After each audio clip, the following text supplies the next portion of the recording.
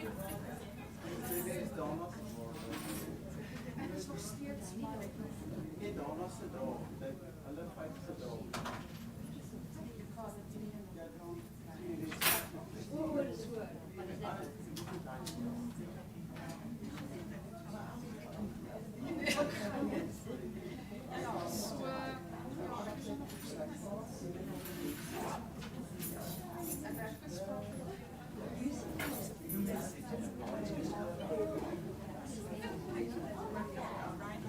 Not surprised.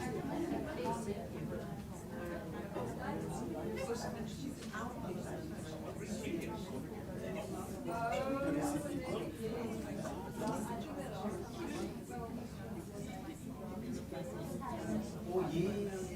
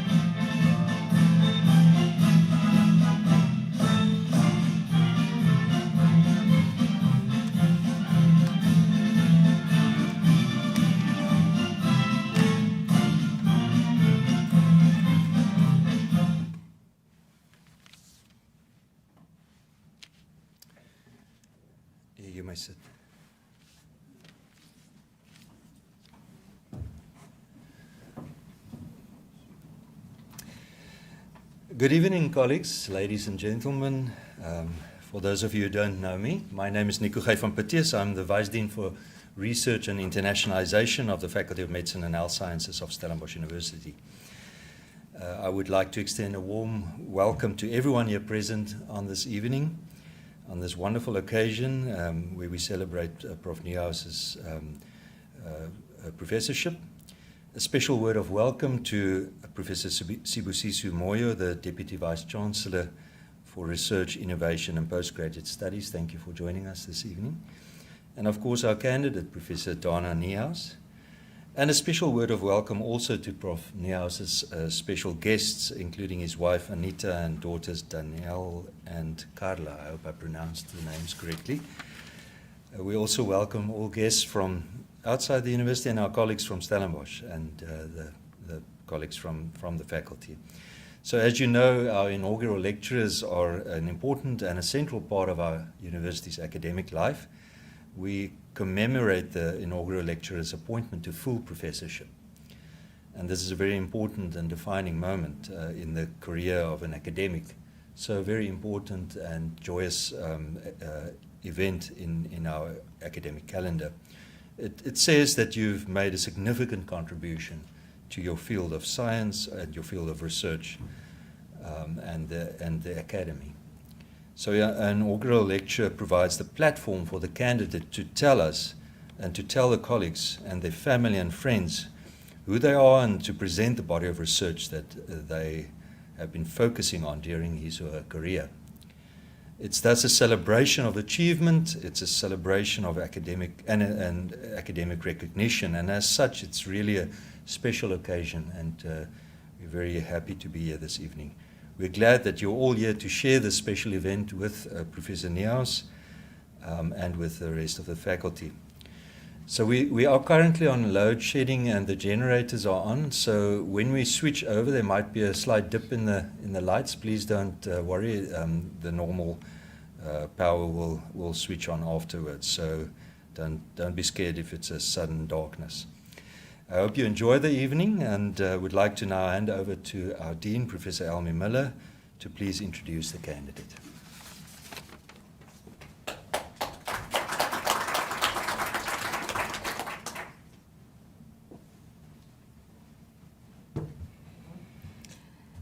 Good evening, ladies and gentlemen. It's a real pleasure to introduce Dana Niehaus. Dana completed his undergraduate studies at the University of the Free State, and after an additional 2-year research stint, which he focused on Fabry's disease at Mount Sinai School of Medicine in New York, he commenced his training here back at Stellenbosch at the Department of Psychiatry. And subsequently, he spent the last 23 years in a dual role of being an academic and a psychiatrist at Stickland Hospital. He first ran the acute female service and later became a subspecialist in the psychogeriatric services. He also in this period then completed his doctoral degree in psychiatry. He focused during this degree on the endophenotypes in schizophrenia as part of a 2 multinational schizophrenia genetic study. Furthermore, in cooperation with the University of Tampere in Finland, they explored facial affect recognition as an endophenotype. Now, the role of facial affect recognition in illness processes has remained a very central theme in the work area that he has covered, and has been very important in the issue around serious mental illness. Very importantly, in 2013, he had his first dedicated maternal mental health clinic, and he established then a research program at Stickland Hospital focusing specifically on mother and baby well-being and on mothers with mental severe illness. There are many neurodevelopmental and psychological health parameters that had to be assessed in this cohort, and he has been working on this for a very long time now. And we are really looking forward tonight to also hear more about some of this research. Dana has played a very important part in our faculty He has supervised 25 master's degrees, 7 PhD candidates. He has co-authored more than 100 peer-reviewed journal articles, and we have been relying heavily on him in the training of our postgraduate students. As Nico said, Dana is married to Anita, and they've got 2 children, so we welcome you all. And thank you, Dana, for doing this very important lecture. We're looking forward to hear more about it. And thank you also for the wonderful service you perform in our faculty.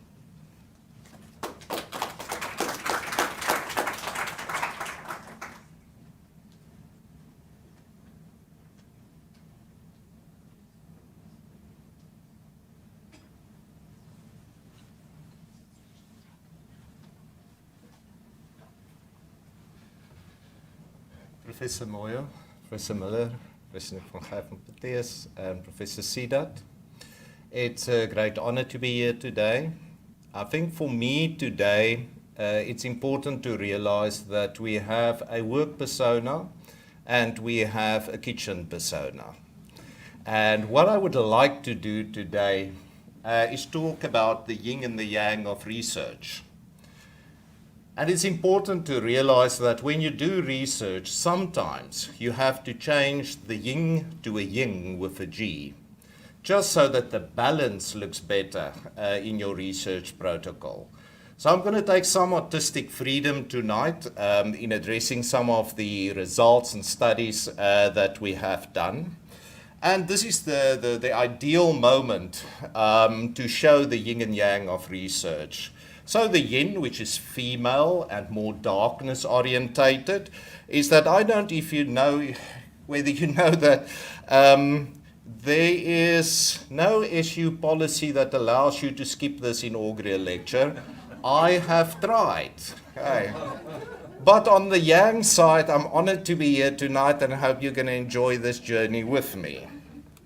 So why did we do it? Well, the yang part of it is that maternal mental health is at risk during pregnancy and also postpartum period. Indeed, the first month after delivery, the mum is at a 50% increased risk for psychosis, for example. What is the yin part of this? Well, I've been hoping for a sponsored trip to Finland, and I'll explain later how that worked. And of course, it makes it much easier every 6 months when you report to Professor Sidat to say you're still busy with research. Then you don't get new portfolios in academics. So where and how did we do it? Well, we started the maternal mental health clinic at Stickland Hospital, and I shared it with these wonderful colleagues of mine.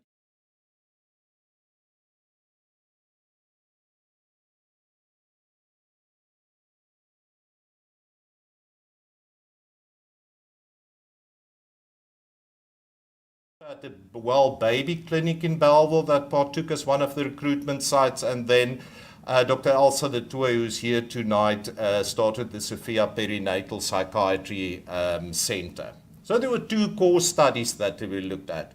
One is 40 weeks of pregnancy, and the second one is plus the first 1,000 days postpartum. But on the yang side, what we actually needed to say is that it's 46 weeks of pregnancy, but that doesn't sound right because it's 40 weeks plus 6 weeks postpartum, and that the 1,000 days postpartum is actually 1,460 to 80 days because we're actually pulling them through to 4 years. So what is the 40 plus 6 study? It was a prospective naturalistic study that formed part of the PhD work of Dr. de Tooy. And we look at the outcomes of pregnancy from conception or first presentation to maternal mental health services until 6 weeks postpartum. We used the DSM-4 diagnosis of TR diagnosis of psychiatric illness. And we had state sector private clinic in combination as recruitment sites. And patients were seen during care as usual visit, once per trimester and then 6 weeks postpartum. So how did these participants present? Well, importantly enough, major depressive disorder was the most common disorder that we found in the mental health cohort.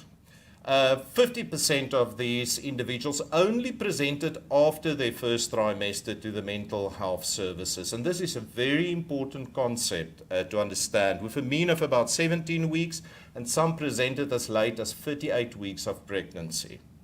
Of the 263 individual women, we had 280 pregnancies over the period of 6 years, of which 15 women had 2 pregnancies during the 6 years, and 1 woman had 3 pregnancies during the 6 years. And almost half of these pregnancies were unplanned. So if we look at planning and the value of planning, it's not a dichotomous viewpoint. It's not planned versus unplanned pregnancy. It becomes more complicated. Is it an intended, planned, wanted pregnancy? Or can a unintended, unplanned pregnancy become a wanted pregnancy? So you need a more nuanced way for looking at planned versus unplanned pregnancy.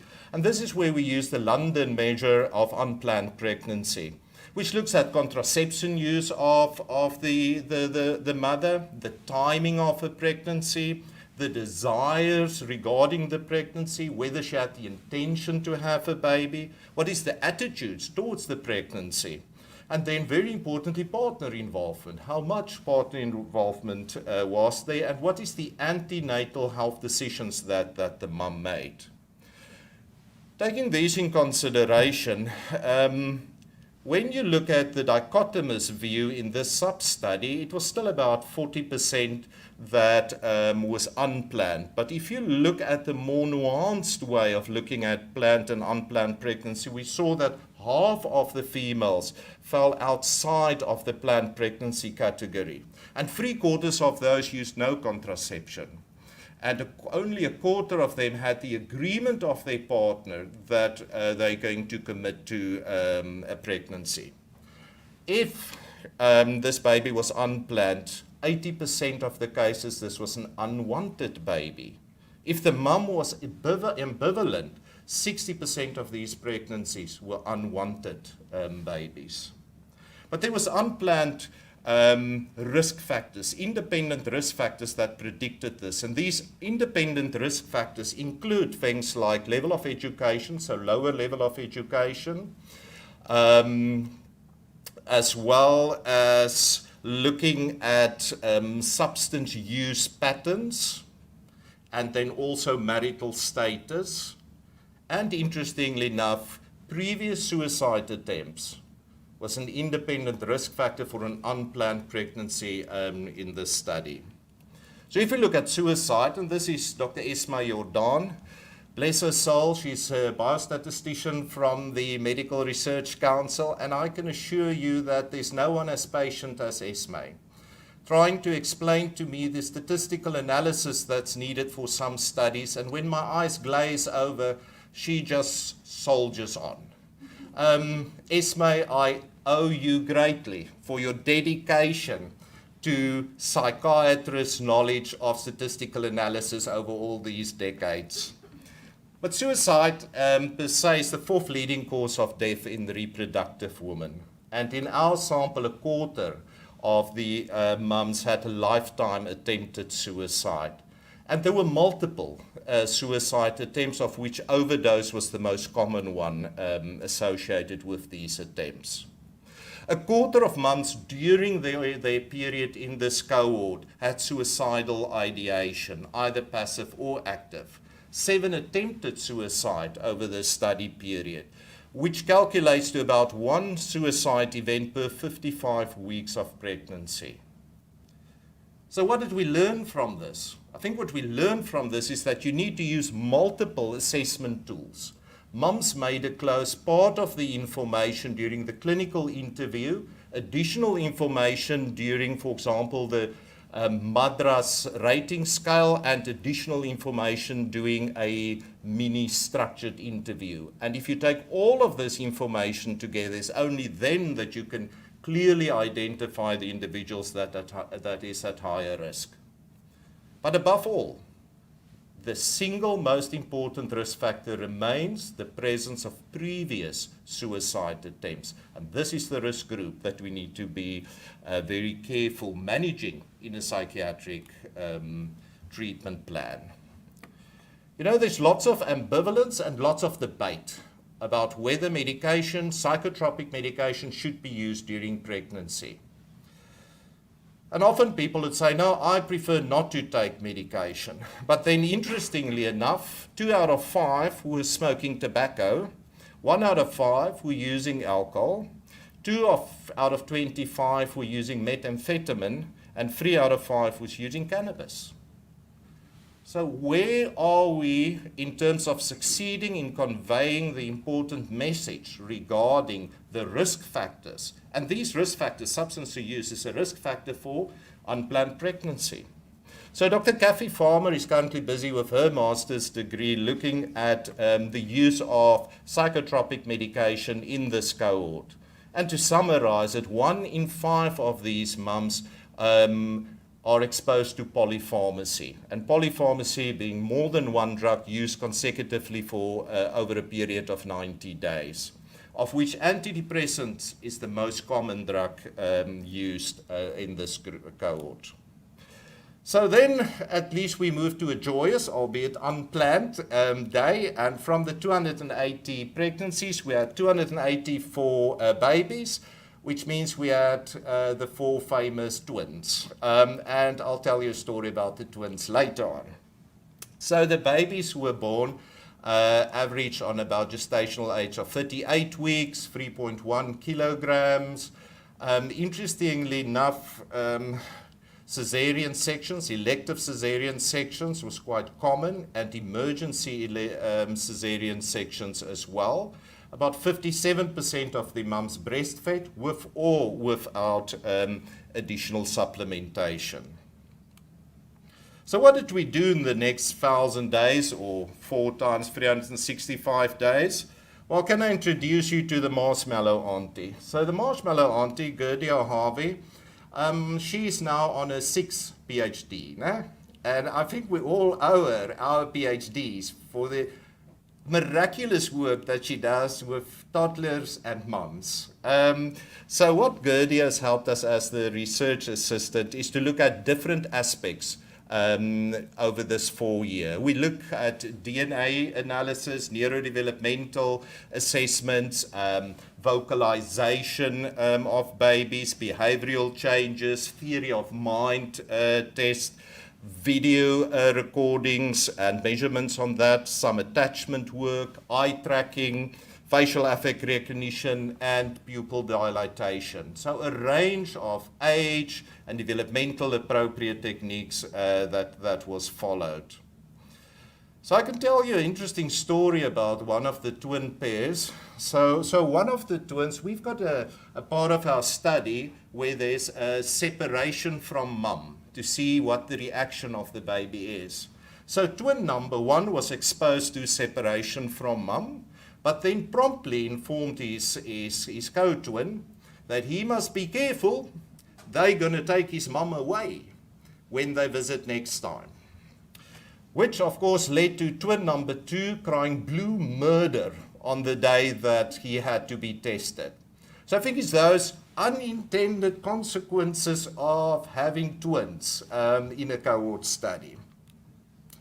So Janne Voges did an associated or part a sub-study where she looked at parental reflective functioning. And parental reflective functioning means the ability of us as parents to look at the baby and ourselves from what is happening in our inner state, how we're experiencing it.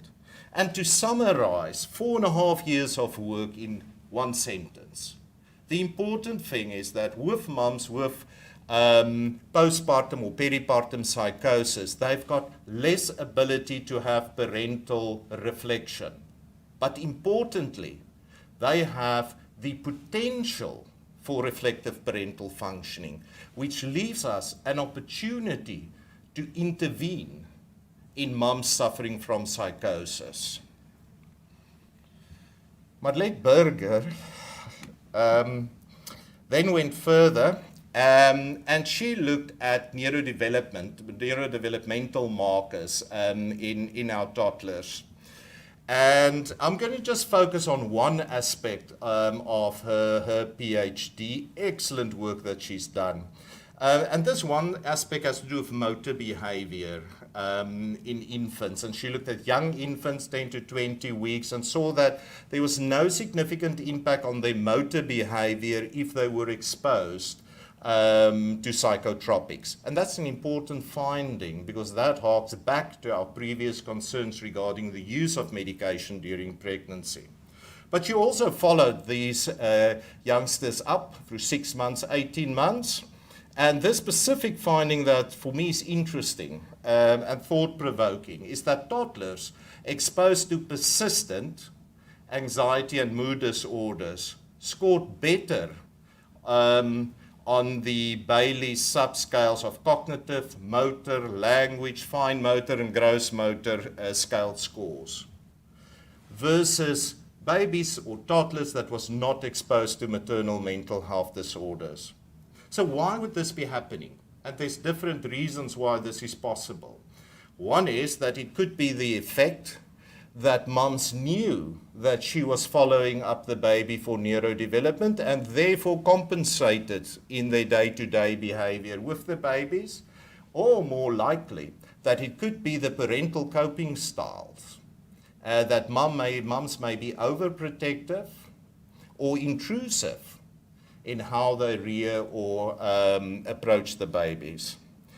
So Maleta, I don't want to disappoint you, but I always think one needs to take one message to the clinic. And I thought long and hard, how can we do screening for motor behaviors in toddlers in a very cost-effective way? And I came up with it. We're going to buy a car seat for each of the clinics. And we will measure the neurodevelopmental abilities of the babies based on the decibel vocalization when you try to strap them in, and secondly, the sweat pattern and the number of swear words uttered by the parents. Very cheap and reliable to measure. You see, because when we look at this, this is Santeri. You know, the eye is the window to the brain, and now we're moving to the group from Finland. You hear there, Finland, my special sponsored trip is finally getting into this talk. So the eye is the window to the brain. And some of the work that we're doing, which I find very interesting, has to do with affect recognition and our response to the affective cues that our babies are giving us. You know, it's quite clear that when you see a baby crying as the partner, it may be that our oxytocin is not as high, then I want to run and I get very anxious and apparently my pupils will dilate voluntarily because I can't suppress it, because it's about the autonomic response that my pupils have on seeing these so-called negatively balanced or fearful responses or faces. And what Santeri has shown very, very neatly is that there are more pupil dilation when the mother is exposed to strong negative and mild negative facial cues from their babies. And you know what's interesting about that for us is that it becomes more complicated, because we would think, because it's automatic response, that this will then be evolutionary conserved. But in a collaborative study with Dan Stein's group at UCT and the Finnish group, we looked at a community sample from different socioeconomic strata. And interestingly enough, the pupillary response seemed to be more pronounced only in the high-income group, suggesting that there's a differentiation in a possible neurophysiological response based on socioeconomic variables. Why would this be happening? We don't exactly know, but one can theorize that it costs you more financially to worry more easily about your children's responses. And when you are basically trying to survive, the baby really needs to cry a lot to trigger that response, because it's about basic survival. This is one of the hypotheses that we can play around with. Then we move over to something completely unrelated but also related. You know that when we talk about communication, we've been talking about communication all the time now.